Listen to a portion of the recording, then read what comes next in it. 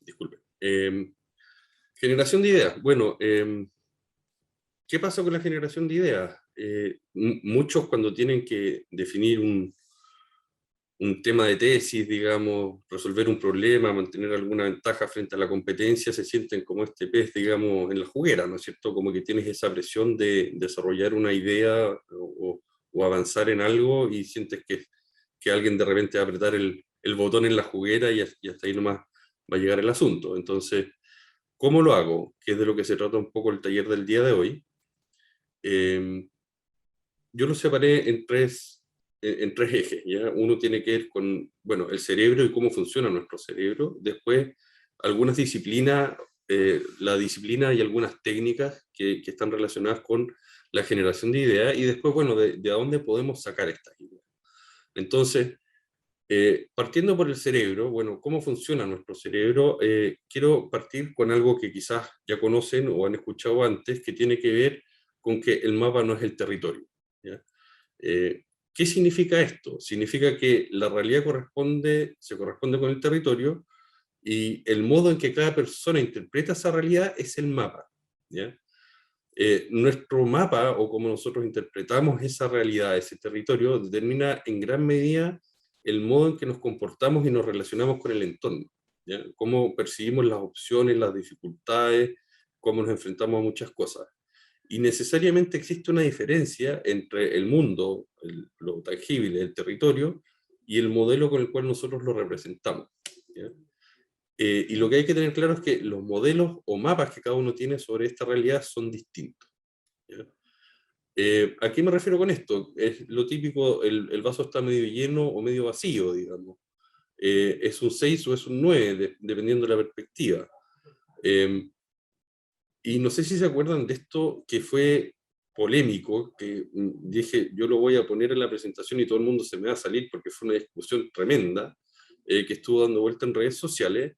Y bueno, algunos lo veían de un color, otros lo veían de otro, pero aquí está la explicación científica, por decirlo de alguna manera. No se trata de un tema relacionado con percepción visual, no es un problema del ojo, de la retina, de una cosa física, se trata de cómo el cerebro de cada persona interpreta la información que recibe, ¿ya? Por eso se ve de distintas formas, y eso pasa no solo con cómo vemos las cosas, sino que cómo pensamos también. Aquí hay otro ejemplo que probablemente todo el mundo conoce, cómo yo conecto los 9 puntos sin que las líneas intersecten, digamos. Eh, Probablemente ya conocen la solución, pero la mayoría de las personas lo diagraman como está a mano izquierda, digamos que no es la solución. Y a mano derecha sí pueden ver esa solución. Ahora, ¿por qué la mayoría no logra dar con la solución a esta problemática, por decirlo así? Porque uno tiene ciertas limitantes, ¿ya? Uno tiende a pensar dentro de un marco conceptual, eh, en base a este mapa que uno tiene de la realidad. Y esta es la forma de ejemplificarlo, o sea, uno tiene una especie de celda o de límites mentales que no permiten a veces ver lo que está afuera. Entonces, volviendo al ejemplo anterior, todos tratan de enmarcarse dentro de estos 9 puntos y en general no ocurre que uno ve más allá porque uno se autoimpone ciertos límites mentales. Como es el caso aquí que se ve que están los dos dentro de una celda, pero alguien pinta los barrotes y alguien pinta lo que está afuera. Nosotros estamos buscando, bueno, ¿cómo llegamos a eso que está afuera? Y el primer paso, como mencioné, es tener claro cómo pensamos, cuál es nuestro mapa, cómo funciona nuestro cerebro, cuál es nuestra percepción y cuáles son nuestras propias limitantes. De aquí hay un proverbio africano anónimo, digamos, pero que dice, si usted cree que puede, tiene razón, si usted cree que no puede, también tiene razón. El poder de las creencias es algo tremendo. Aquí hay el caso de una tribu, digamos, que creía que su mundo terminaba en un río vecino a su aldea. Cuando un científico se despidió luego de estudiar el comportamiento de esta tribu por varios meses, cruzó el río y se dio vuelta y los saludó. La gente de la tribu afirma que nunca los vio. Hay estudios históricos al menos que también en alguna medida manifiestan que cuando se llegó a América, digamos a colonizar América, al principio no vieron los barcos, porque no estaban en su mapa, no existían para ellos, hasta que los tuvieron literalmente al frente. ¿Qué otras cosas, aparte de hacer esta introspectiva, digamos, y ver cómo funciona nuestro cerebro, es importante al momento de querer generar ideas? Hay algo que se llama el crítico interno, que es como esta parte de la conciencia que en ocasiones automáticamente nos dice no se puede o no es posible. Eh,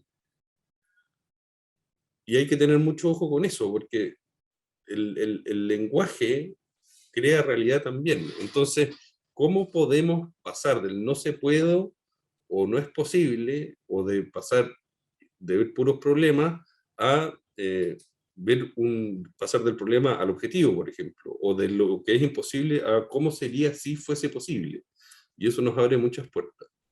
Entonces, ¿de qué se trata? De cómo pasamos de este pez en la juguera, que tiene estas limitantes que todos tenemos naturalmente, a ampliarlo un poco, a pasar de un marco mental estrecho a uno cada vez más grande, que nos permita generar ideas más potentes o ver las cosas de distintas perspectivas.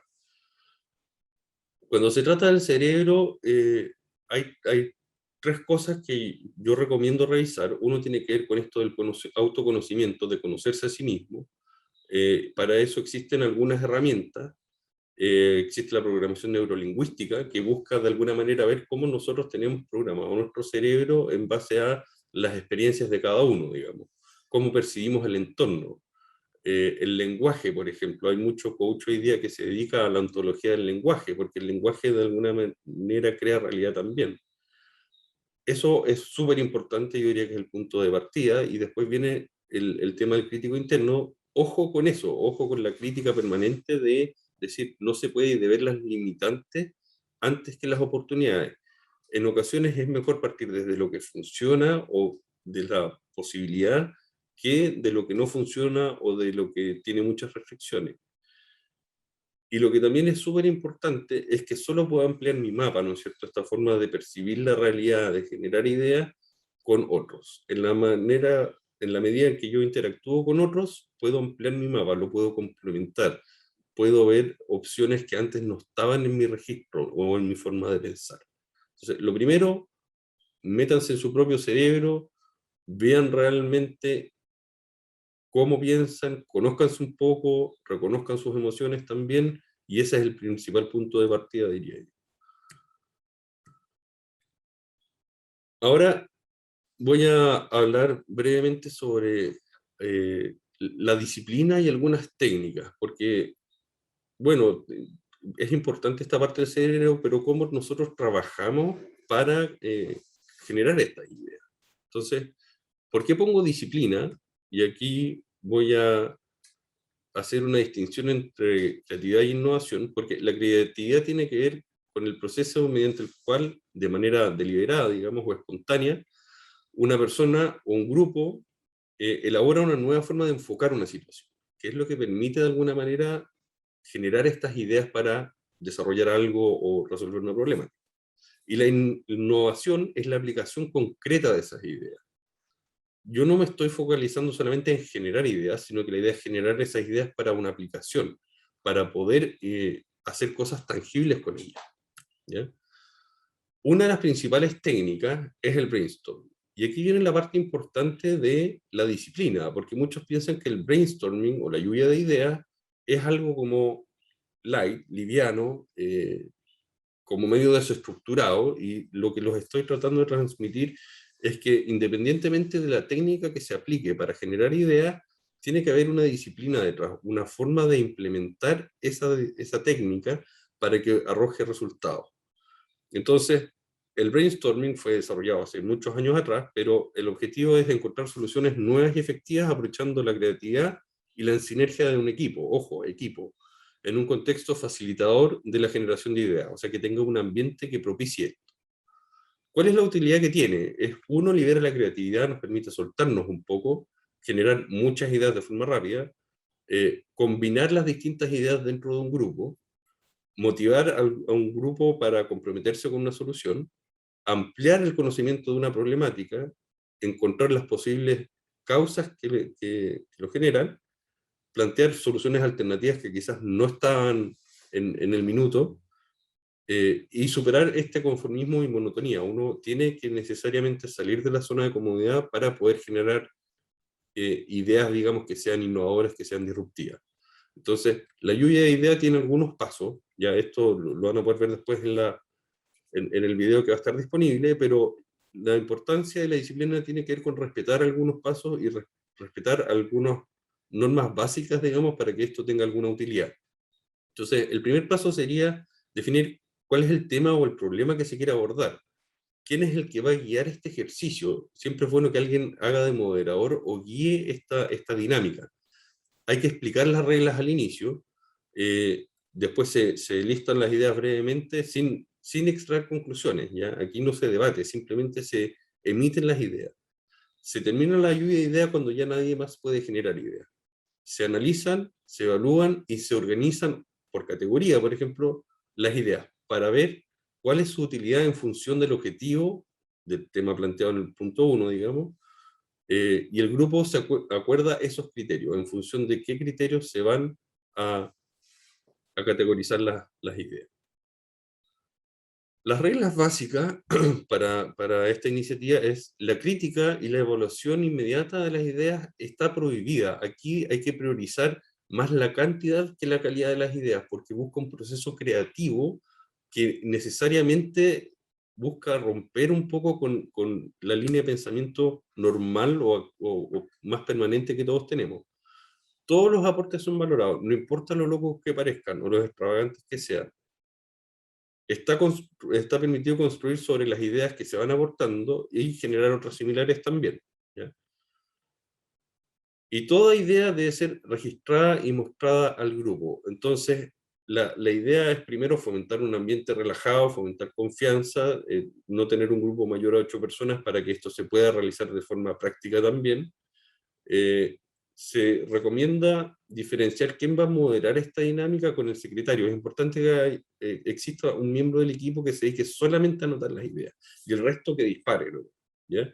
Limitar esto a 30 minutos, postergar el análisis, de nuevo, no hay que analizar inmediatamente todo esto, y la horizontalidad, desafiar la jerarquía tiene que ver con que si yo estoy con mi jefe o con el rector de alguna universidad o con el gerente, en esta instancia somos todos iguales, ¿ya? Aquí lo importante es la creatividad y la generación de ideas y lo demás es circunstancial.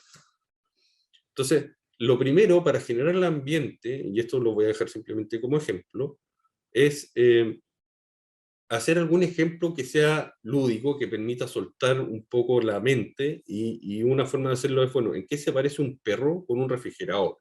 ¿Ya? 50 ideas y tienen 30 minutos para hacerlo. Que los dos tienen 4 patas, por ejemplo, que los dos son el mejor amigo del hombre, no lo sé. Pero eso, una dinámica así permite generar un cierto ambiente, relajarse un poco y entender también cómo funciona esto. Aquí voy a dejar un, una rúbrica, digamos, de cómo hacer la lluvia de ideas. Y lo importante es siempre mantener en cuenta estas reglas y estas recomendaciones, ¿ya? Siempre hay que tenerlas presentes antes y durante el ejercicio. Y después, al final, siempre es importante ver qué es lo que se logró mejor, ¿ya? Y qué es lo que hay que cuidar en futuras dinámicas de este tipo. Como son dinámicas en grupo, la gente a veces tiende, o las personas tienden a hablar sobre los otros, a hablar todos al mismo tiempo. Entonces es importante, una vez concluido esto, ver qué es lo que se logró mejor y qué cosas se deben considerar para que en un próximo ejercicio esto resulte aún mejor, ¿ya? Aquí hay otra metodología, que son los sombreros de Bono, que permite analizar una situación o evaluar soluciones utilizando distintos tipos de pensamiento, ya que se representan con sombreros de colores. Entonces, la idea es que hay un moderador, que es el sombrero azul, que guía la dinámica y todos tienen que pensar solamente con el crítico lógico, digamos, o con la creatividad de nuevas ideas. La idea es, por un momento transitorio, pensar solamente con una línea de pensamiento, ¿ya? Y aquí hay una definición de ¿Qué es cada sombrero, digamos? El lógico crítico representa, bueno, la crítica constructiva, ojo que siempre es constructivo, la lógica, el juicio, la prudencia. Por el otro lado tenemos el sombrero amarillo, por ejemplo, que simboliza el optimismo, la lógica positiva, la factibilidad de los beneficios. El verde son las oportunidades para expresar nuevos conceptos, nuevas ideas, nuevas posibilidades, percepciones, usar el pensamiento creativo. Eh, el rojo representa los sentimientos, que también es importante para la generación de ideas, porque uno tiene que conectar con lo que uno lo motiva para que las ideas fluyan y se concreten, digamos. Y el azul es el que modera todo esto y asigna, digamos, con qué sombrero se piensa. ¿Ya? Eh, ¿Cómo se usa esto? Algunas recomendaciones. Se reconocen muchas modalidades de aplicación. Lo esencial es que los sombreros son modelos de pensamiento, como ya mencioné antes. Y aquí vienen algunas guías para su uso. ¿Ya? Entender que cada sombrero es una dirección de pensamiento, más que una etiqueta, es una forma de pensar. Lo otro es generar un ambiente relajado, digamos, que nos permita jugar un poco con esto. No hay que, hay momentos de dispersión y hay momentos de foco, pero la idea es generar un ambiente que sea relajado para que esto funcione, en ánimo de juego, por decirlo de alguna manera. Asegurarse de entender bien qué es lo que representa cada sombrero, decidir bien cómo se va a usar el sombrero azul, que es el que guía la dinámica, y quién lo va a hacer, y elegir el sombrero a usar considerando el objetivo o el contexto, porque esto siempre va en aras de un contexto o un objetivo que queremos lograr. ¿Ya? Entonces, usando distintas formas de pensamiento con esta dinámica, también es posible generar varias ideas.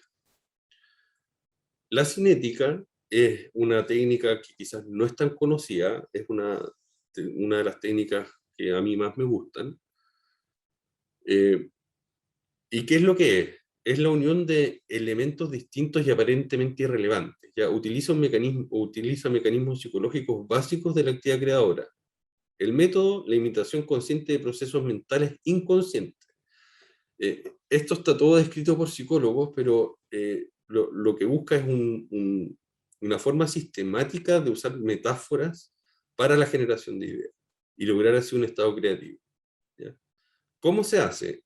Son principalmente dos ejes. Uno es hacer de lo extraño algo familiar y lo otro es hacer de lo familiar algo extraño. Yo sé que no se entiende muy bien, para muchos quizás, pero espero que lo puedan entender con las próximas diapositivas. Hacer de lo extraño algo familiar tiene que ver con ponerse en los zapatos de otro, digamos, comprender cuál es el problema. Tiene una fase analítica que se exploran todas las ramificaciones y los fundamentos del problema, de la situación, de la persona. Tiene que ver con preguntas: qué, cuándo, cómo es, quiénes son, por qué es así, cuáles son los resultados. Tiene que ver con esa línea de pensamiento. Y lo otro que tiene que ver con hacer de lo familiar algo extraño, tiene que ver con distorsionar, invertir algo, la manera habitual de ver y responder. ¿Ya? Se trata de un intento deliberado de lograr una nueva visión del mundo, de la gente, de las ideas, los sentimientos y las cosas que conocemos. ¿Ya? Esto se hace mediante analogía. ¿Qué tipos de analogía? Analogía directa, comparación de fenómenos con hechos, conocimientos o técnicas. ¿Cómo sería si esto fuera un objeto, un algo? ¿Ya?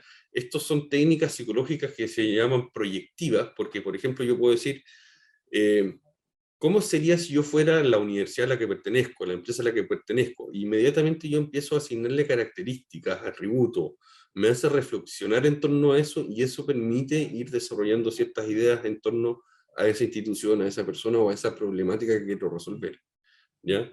La analogía personal: si yo fuera aquello que estamos explorando, ¿cómo lo viviría? ¿Cómo lo sentiría? ¿Ya? La analogía simbólica: uso de imágenes objetivas e impersonales para describir una problemática en términos de respuesta poética. Es una descripción comprimida de la función de los elementos del problema. ¿Cuál es el título del libro? ¿Ya? Y la analogía fantástica: ¿cómo nos gustaría que en nuestra fantasía más loca funcionara aquello que estamos explorando? Y esto puede ser cualquier cosa, digamos. Muchos dicen que esto mismo de tener videoconferencias o hacer las cosas por pantalla, hace años atrás era una locura, pero quizás alguien tuvo esta fantasía de que se pudiera hacer, hizo Los Simpsons, donde se veían, digamos, por teletrabajo muchas cosas, y hoy día, gracias al desarrollo tecnológico, lo tenemos, pero las cosas hay que desarrollarlas, y esta es una forma de ir generando ideas para lograr eso. Design Thinking. Bueno, ¿qué es el Design Thinking? Es el pensamiento en base a diseño, básicamente. Es una metodología o un proceso que permite o facilita la solución de problemas, ¿ya? El desarrollo de productos o de servicios también. Y esto generalmente también se trabaja en equipos, la idea es que sean altamente motivados, y como toda metodología tiene una serie de fases, ¿ya? Tiene una fase de empatía, una de definición, una de idear, una de prototipar y una de probar. Aquí hay algunas definiciones de todos los pasos, voy a tratar de avanzar rápidamente, porque veo que ya voy casi en la mitad del tiempo, pero parte con la empatía tiene que ver no con la empatía de que la otra persona me caiga bien, sino que tiene que ver con una profunda comprensión de las necesidades de los usuarios, ¿ya? Esto está generalmente enfocado más en satisfacer a los clientes, por ejemplo. Pero es una profunda comprensión de las necesidades, de la situación actual, ¿ya? ¿Qué estamos desarrollando buscando en el entorno? ¿En qué estamos pensando? ¿En qué tenemos que pensar? Después viene la fase de definición que tiene que ver, una vez que uno conoce estas necesidades, digamos, esta situación actual de nuestro objetivo, tenemos que pasar a definir cuál es el problema, ¿ya? Y ahí es importante centrarse en los hallazgos. Por hallazgo en Design Thinking se entienden varias cosas que se llaman insight, pero tiene que ver con la información que yo recolecto a través de entrevistas, de la observación, de conversaciones con otros, para definir bien cuál es el problema que hay detrás, ¿ya? Y después viene la etapa de idear, ¿ya? Es una etapa que aquí busca un poco lo que vimos en el modelo anterior, que es fomentar la creatividad, la innovación, donde a partir de la necesidad y el público objetivo se presentan ideas. No importa que sean innovadoras, sino que es que encajen con una solución que sea viable, ¿ya? Entonces aquí la idea es justamente generar estas ideas para que encajen con una solución viable.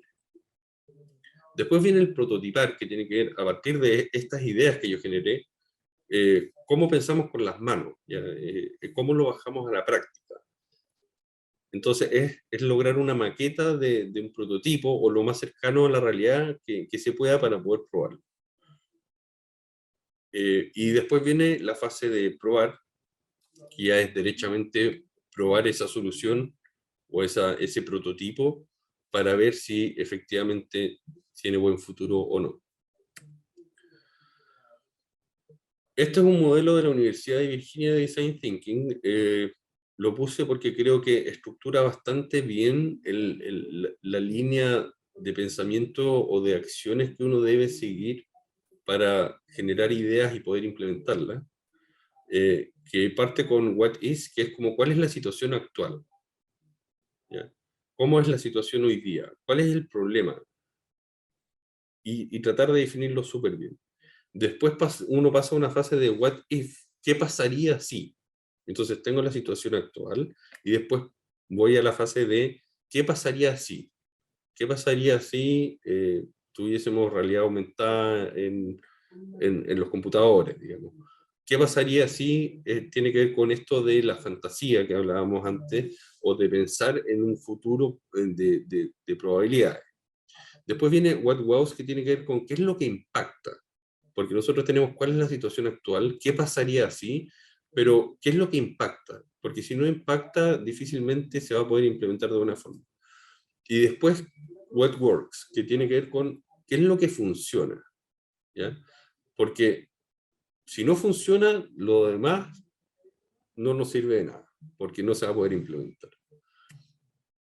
Y dentro de cada una de estas grandes etapas, digamos, hay ciertas herramientas que uno puede ir utilizando. Entonces, en la fase de qué es o what is, está, por ejemplo, el journey mapping, que tiene que ver, por ejemplo, con clientes, con cuál es el viaje que hacen los clientes, ¿ya? O en una empresa productiva, cuál es el viaje que se hace en las distintas líneas de la empresa.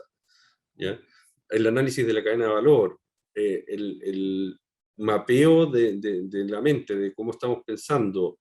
Después, cuando empezamos a meternos, ¿qué pasaría si, por ejemplo, podemos utilizar brainstorming o alguna de las técnicas que mencioné antes? La visualización, que tiene que ver con esta cinética de Gordon, digamos, que nos permite hacer estas analogías. ¿Qué es lo que impacta? Tiene que ver con como algunas cosas que damos por sentadas, digamos, cuando lo vamos a probar, y definir bien cuál es el roadmap para el prototipado. Y después viene Wet Works, que ya tiene que ver con la prueba directamente del prototipo. Yo creo que independientemente del nombre que le quieran poner, yo creo que es bueno separar en distintas etapas cuando uno quiere desarrollar algo, porque eso nos permite, uno, ordenar el proceso y dos, ir incorporando en cada etapa distintas técnicas. Ustedes pueden cambiar las etapas, pueden dejarlas así o pueden incorporarle nuevas técnicas, pero creo que desde el punto de vista del proceso de generación de ideas, es una buena forma de hacerse estas preguntas. ¿Cuál es la situación actual? ¿Qué pasaría si se pasara algo, desarrolláramos algo? ¿Qué es lo que impacta? ¿Qué es lo que sorprende? ¿Y qué es lo que funciona? Y partir por ver en cada etapa qué cosas tengo que hacer, digamos, para lograr implementar una solución final. ¿Ya? Esto es un poco lo mismo, pero este es el modelo de Stanford, y si se fijan, las fases son más o menos las mismas, que tienen que ver con empatizar, definir, idear, prototipar y testear. Y también aquí hay dentro de cada etapa distintas cosas que se pueden hacer para sacarle más provecho a cada fase, ¿ya? Como, por ejemplo, las entrevistas o ser sombra de alguien, digamos, que tiene que ver con seguirlo a todas partes para ver, bueno, cuáles son las dificultades, cuáles son los procesos, cómo se entienden las cosas, pero a grandes rasgos es muy similar, ¿ya? Y aquí también, empatizar, cómo yo me enfrento al desafío, o sea, si quiero si quiero resolver un problema, por ejemplo, bueno, ¿cuál va a ser mi forma de aproximarme a ese problema? ¿Cómo, cómo lo enfrento? ¿Desde qué perspectiva? Tiene que ver con eso. ¿Cómo interpreto mis resultados? Ojo con eso, que también es súper importante.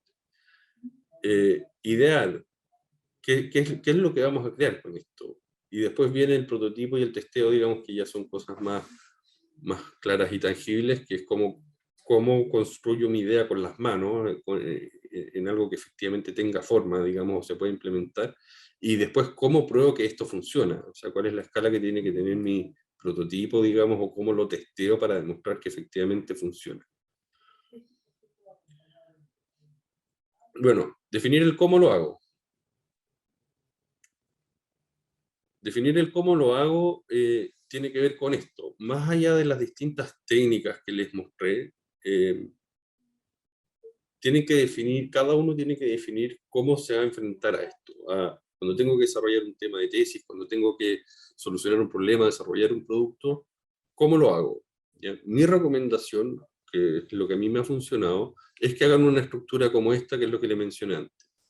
Y en cada una de esas etapas vayan poniendo, digamos, algunas cosas de qué cosas se pueden ir incorporando para realmente ir al detalle de cuál es la situación actual, de poder realmente visualizar qué pasaría si en un futuro, utilizando alguna de estas técnicas proyectivas que me permitan ser un poco más creativo para idear y esas cosas, pero esa es la forma de generar ideas, algunas de las formas, ¿ya?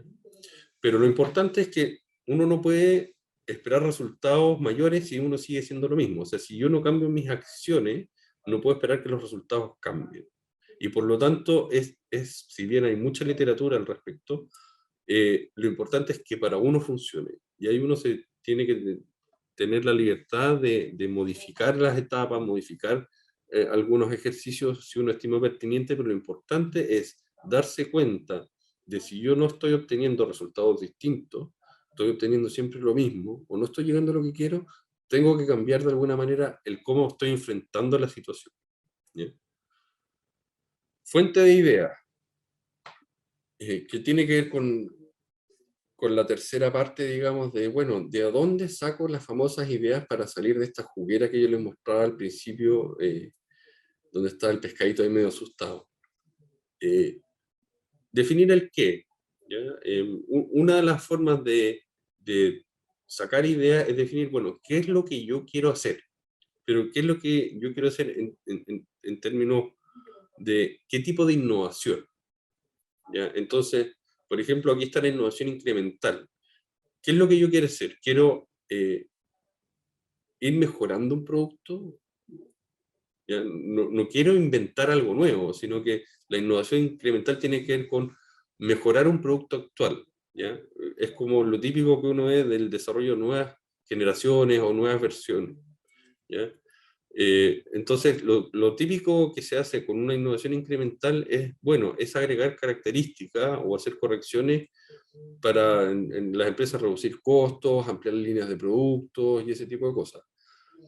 Son un mecanismo generalmente para ordeñar un producto exitoso, hasta donde más se pueda, pero ojo que de repente también ocurre que por desarrollar una innovación incremental uno termina desarrollando de repente un nuevo producto o incluso un nuevo mercado.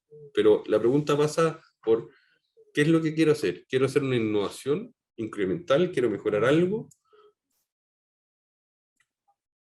Y aquí hay un ejemplo, o sea, ¿cómo paso del iPod al iPod nuevo? Es súper simple, o sea, uno se lanzó el 2001, tenía estas capacidades, 5 o 10 gigas, tenía una rueda de desplazamiento, y después el 2005 tenía capacidades de 30 a 60 gigas, tenía capacidad de video. Entonces, la innovación incremental siempre tiene que ver con mejorar lo existente.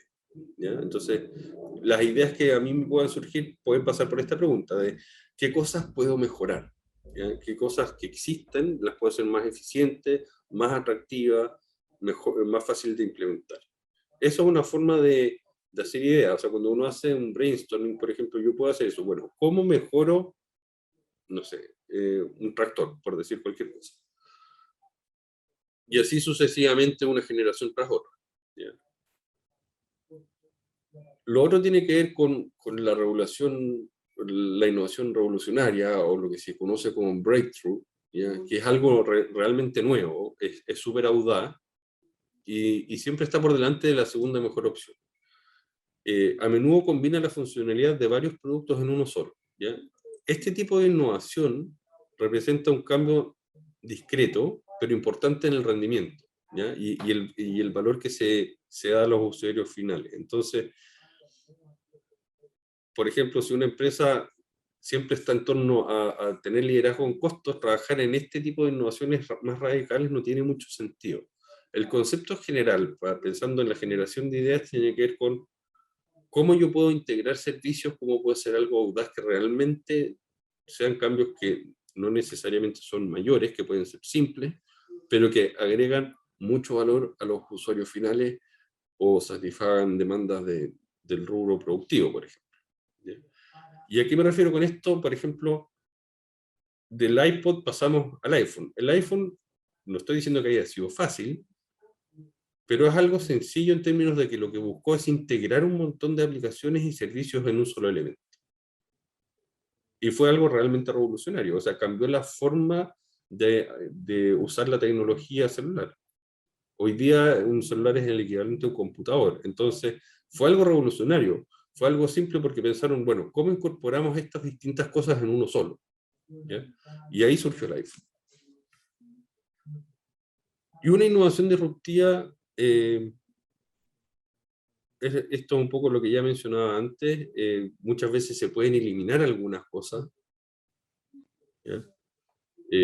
Lo importante es que satisfagan al cliente, eso es lo realmente importante. Algunos ejemplos de innovación disruptiva tiene que ver con la impresión 3D, por ejemplo. ¿Ya? O sea, está la innovación revolucionaria que busca integrar servicios, simplificar cosas, como en el caso del iPhone, y la innovación disruptiva es, por ejemplo, la impresión 3D. te permite imprimir literalmente cualquier cosa que haya sido moldeada con un computador, ¿ya?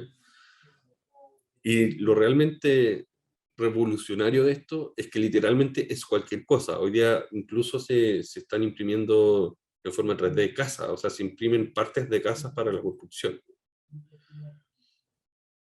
Entonces, pasa por eso, algo revolucionario, algo que cambie todo. El blockchain, por ejemplo, que se conoce como cadena de bloque, se hizo muy famoso a través de las criptomonedas como el Bitcoin, ¿ya? Pero las características de esta tecnología son aplicables a muchas cosas, porque tienen que ver con las transacciones, ¿ya? Para las transacciones de información de cualquier tipo que se autoauditan de alguna forma. La inteligencia artificial es algo que está muy de moda hace muchos años, pero que está impactando muy fuerte en los mercados, en la investigación, porque realmente está cambiando la forma en la que se trabaja, digamos. Están cambiando los modelos de negocio.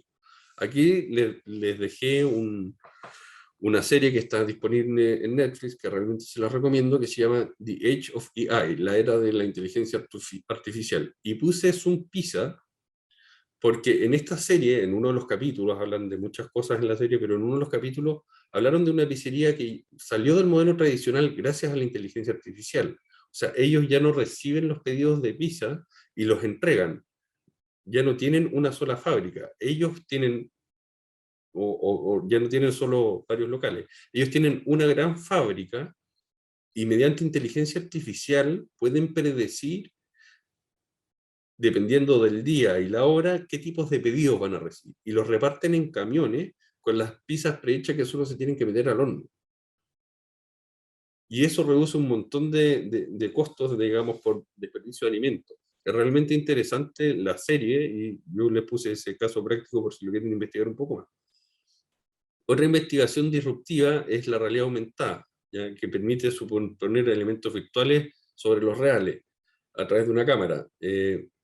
Esto se ha usado mucho en simulación para por ejemplo, conductores de maquinaria pesada, una forma de entrenamiento. Entonces, algo que sea disruptivo, algo que realmente produzca un cambio importante.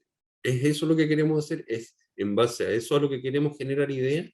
¿Queremos algo que cambie por completo el sistema? Aquí viene otra cosa que tiene que ver con la innovación en modelos de negocio, que también puede ser una fuente, digamos, para producir ideas interesantes. Hay una cafetería rusa, digamos, que cambió el modelo de negocio y donde toda la comida es gratis. Lo único que deben pagar es el tiempo que permanecen dentro de la cafetería. Modelo de negocio, en eso hay que pensar.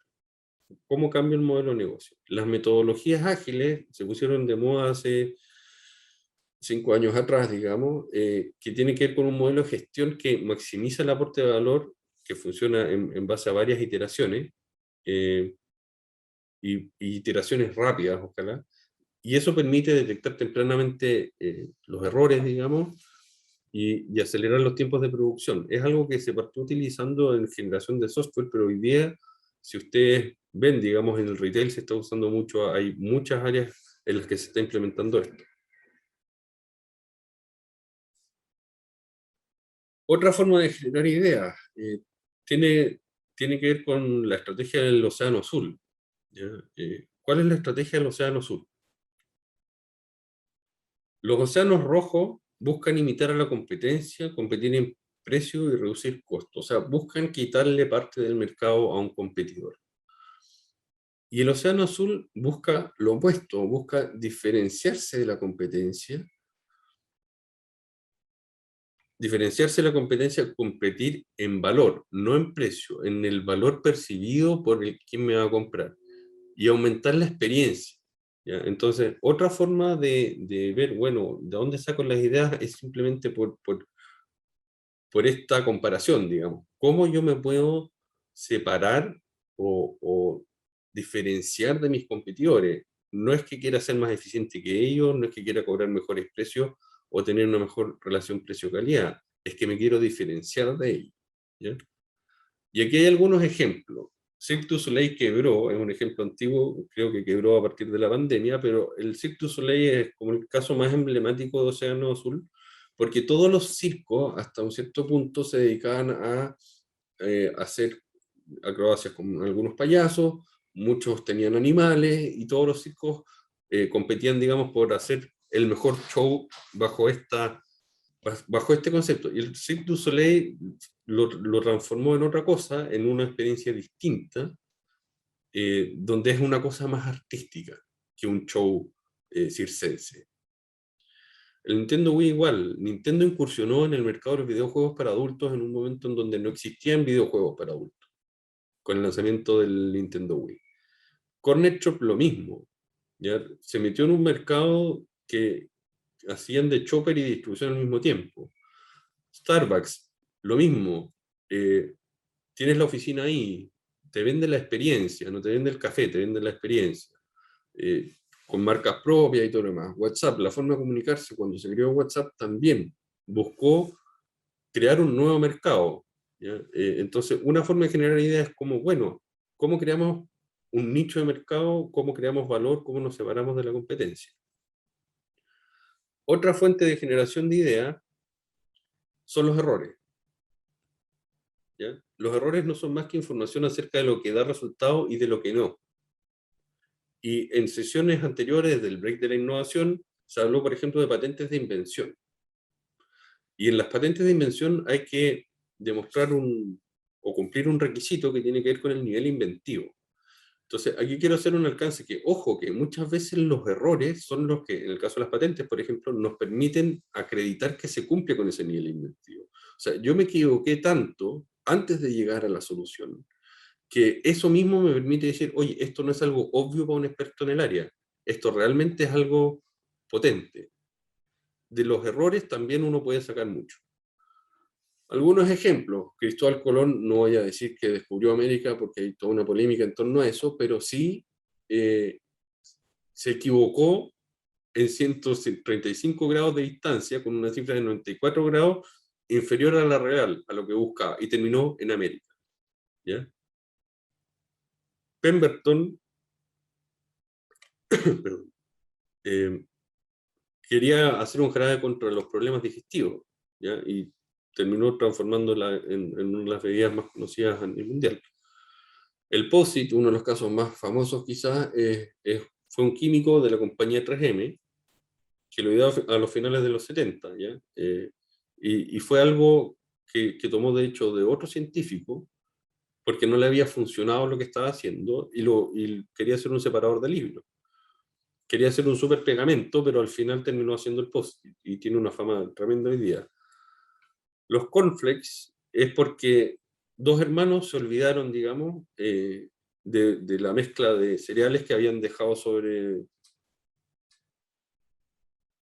un horno, digamos, sobre un fuego, y lo sirvieron igual.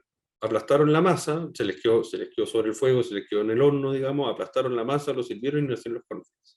Entonces, en los errores de repente también, eh, no estoy diciendo que siempre surjan ideas de ahí, pero de repente es bueno analizarlos antes de desecharlos.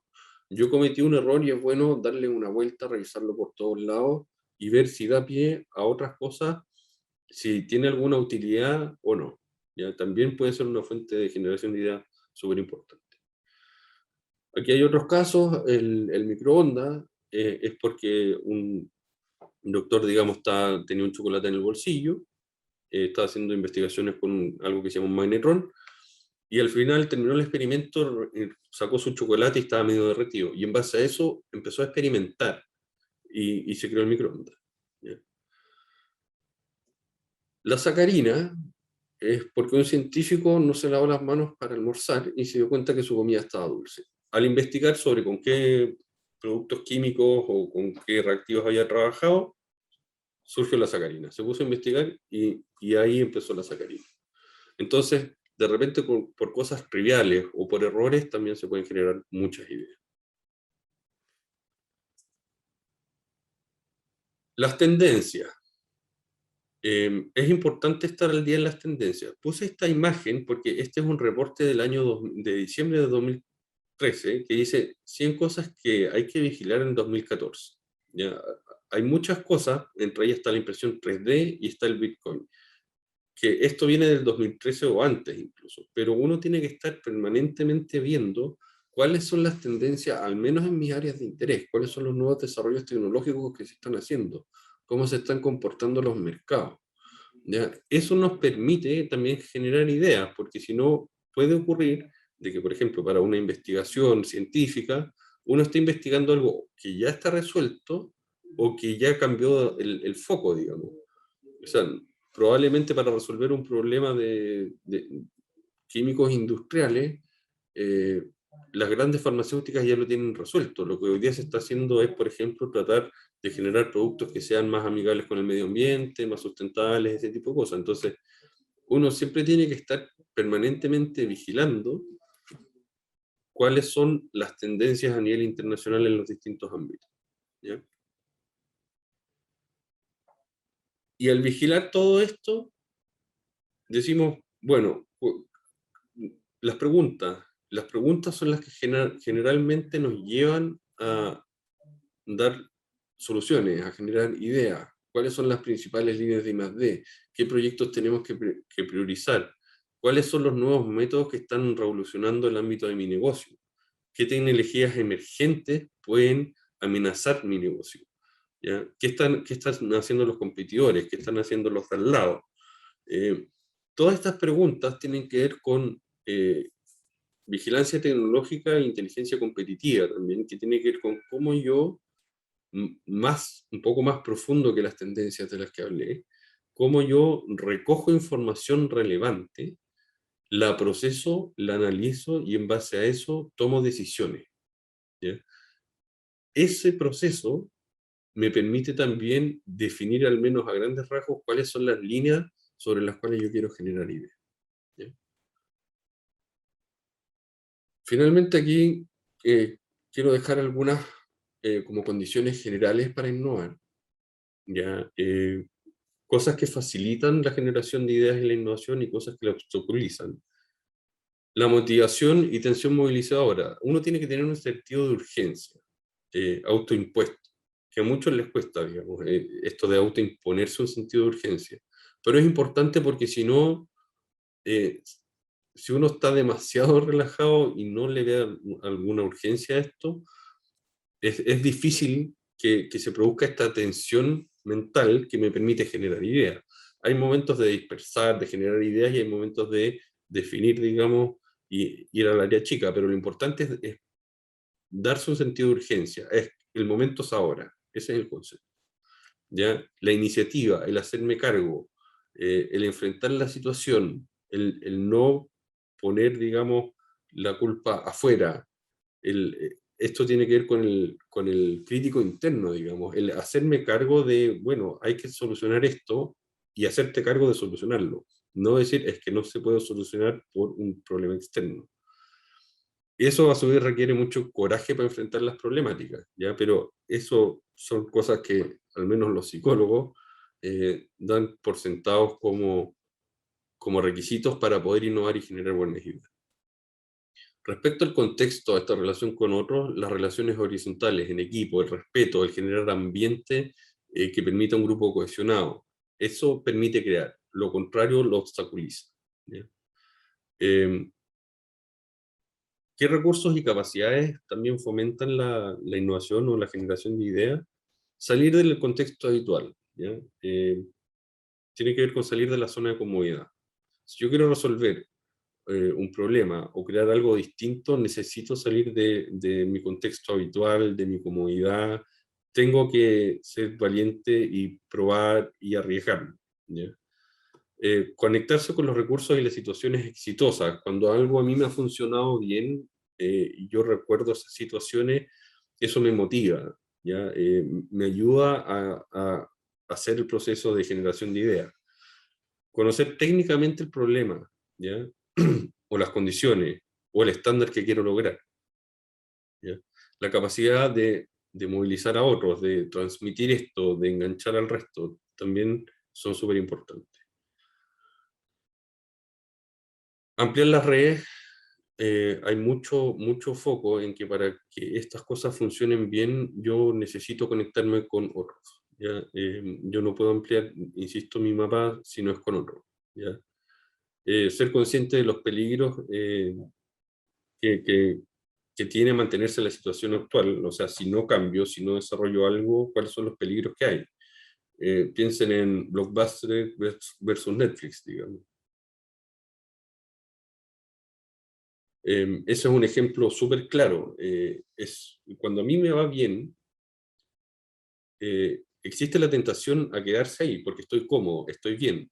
Pero ¿cuál es el riesgo que se corre quedándome ahí? Eh, Pregúntense si Blockbuster existe hoy día. Se lo voy a responder al tiro. Sí, sí existe, pero solamente licencia su marca. Es un negocio fracasado. Kodak generó la primera cámara digital. ¿Dónde está Kodak hoy día? Nadie pescó porque dijo, estamos bien, somos los líderes en el mercado. Y cuando un empleado de Kodak dijo, ojo, que parece interesante, hagamos cámaras digitales, le dijeron, no, ¿para qué? Si nosotros vendemos rollos y revelamos fotos. ¿Ya? Entonces, ojo con mantenerse en la situación actual. Apoyo político tiene que ver, esto aplica más en casos, digamos, de empresas o instituciones, pero si uno quiere hacer cosas, requiere del apoyo de sus superiores. Vuelvo al caso de Kodak, no lo apoyaron, se murió. ¿Ya? Es importante tener el apoyo dentro de tu organización para poder desarrollar esto. Alguien que te crea o alguien que te dé la oportunidad. ¿Ya? Esto es importante, preparar una fórmula aceptable para otros cuando hay resistencia o dificultades. Volviendo al tema de la zona de comodidad, hay una resistencia natural de las personas a quedarse ahí, ¿ya? A, a quedarse en lo cómodo, en lo conocido y no enfrentar la incertidumbre. Entonces, uno tiene que también ver, bueno, cómo yo logro derribar esas barreras. Generalmente, las ideas más revolucionarias de la historia se tiraron al tarro a la basura desde un principio, en las otras personas me refiero. Y fueron los innovadores los que le dieron y creyeron tanto en su propia idea que terminaron llevándola al éxito. ¿Ya? Trabajar en equipo, estar preparado para las contingencias. ¿A cuántos no les ha pasado que en un proyecto de investigación, en un proyecto de tesis, en el desarrollo de algún producto, de una estrategia de venta, modelo de negocio, lo que ustedes quieran, uno programa, diseña todo, pero uno tiene la capacidad de adaptarse rápidamente al entorno, a lo que cambia? Nadie se esperaba una pandemia y eso lo cambió todo. Entonces, ojo con eso también. Yo puedo centrarme en generar ideas, puedo diseñar planes para implementarlas, pero siempre tengo que tener la flexibilidad mental de adaptarme a la contingencia, ¿ya? Y finalmente, la experiencia y la preparación. Esos son todos recursos y condiciones que permiten innovar. Y las barreras tienen que ver principalmente con los miedos y temores, falta motivación, y esto pasa por el primer eje que yo abordé de conocer tu cerebro, que no es solamente el cerebro, también es el cerebro emocional, el corazón, qué es lo que me motiva y me hace feliz. ¿Ya? No estoy diciendo que todo el mundo pueda trabajar en lo que le gusta, pero sí uno sabe más o menos qué cosas le gustan más, qué cosas le gustan menos. No hay nada peor que por ejemplo, hacer una investigación sobre algo que uno le carga. Eso es mejor ni intentarlo, porque o no termina bien o uno termina cumpliendo el mínimo. Otra barrera es la falta de libertad, ¿ya? La falta de confianza, el temor al cambio, esto de la zona de comodidad, el conformismo, la comodidad es muy peligrosa, la baja autoestima, no creer en uno mismo, digamos. O sea, hay que creerse el cuento. Uno siempre se va a enfrentar a personas que te van a decir es una pésima idea, pero uno se tiene que creer el cuento. Puede que resulte, puede que no. Hay que ser valiente, pero hay que creerse el cuento. Percepción de incapacidad, dificultad para ver más opciones, que por eso también les mostré algunas técnicas, digamos, que permiten un poco ampliar esta juguera, digamos, o estos límites que todos tenemos en nuestro cerebro para ver más opciones. Malinterpretar la innovación y caer en la transgresión, ¿ya? Ojo con eso. El exceso de confianza eh, te, te, te bloquea, te hace muy autorreferente, te impide ver perspectivas distintas. ¿ya? Ver cómo piensa el otro, rescatar ideas o aportes de otro. Desconocimiento, desinformación, uno tiene que saber de lo que está hablando, o tener alguna noción al menos. El depender de otro, y el esfuerzo que implica, las expectativas limitadas, digamos, conformismo, resignación, falta de alineamiento, cuál se alinea o no con mis objetivos personales o grupales, lo que estoy tratando de hacer, ¿ya? Y hay otras limitantes que son de contexto, que tiene que ver con el entorno, qué tan receptivo es a la innovación, ¿ya? Es una cultura conservadora, hay malas experiencias previas, uno tiene que saber dónde está, ¿ya? Hay un incentivo a que seamos todos iguales, tiene una estructura rígida, tiene que ver con dónde estoy parado, qué tan fácil es la recepción de nuevas ideas o de nuevas iniciativas, eh, o no, ¿ya? Y ahí uno también tiene que saber ir de a poco rompiendo esos muros. Si yo estoy en un entorno poco receptivo, quizás no puedo ser tan agresivo en tratar de imponer mi idea. Tengo que ir mostrando de a poco que hay una tendencia que va hacia allá, que han cambiado los mercados, que es una solución viable. Tiene que ver con eso, tiene que ver con dónde estoy yo, ¿ya? Em, Esa es la presentación. Voy a dejar de compartir pantalla. No sé si hay preguntas en el chat.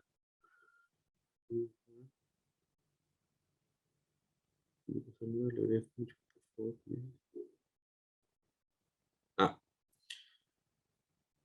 bueno, me preguntaron aquí por la presentación. La presentación va a estar disponible en un canal de YouTube, ¿ya? Así que tienen que buscar por 62030 en YouTube y ahí les va a aparecer el canal donde están subidas todas las presentaciones. No sé si hay alguna pregunta adicional, que ya estamos sobre la hora. Bueno, veo que no, les doy las gracias a todos por haber asistido el día de hoy. Fue harta información, perdón si pasé muy rápido por algunas dinámicas, pero era más bien que tuviesen una noción general y cada uno en base a sus propios intereses. Los invito a que revisen estas y otras formas de generación de ideas que pueden existir y las implementen, porque es la única forma de concretar las cosas. El próximo jueves no se va a realizar el break para la innovación y el emprendimiento, ya que va a ser la semana universitaria de la Universidad de Talca, pero sí vamos a retomar la semana subsiguiente. Así que los dejo invitados no para la próxima semana, sino que para la subsiguiente, y espero que estén todos súper bien. Chau, chau.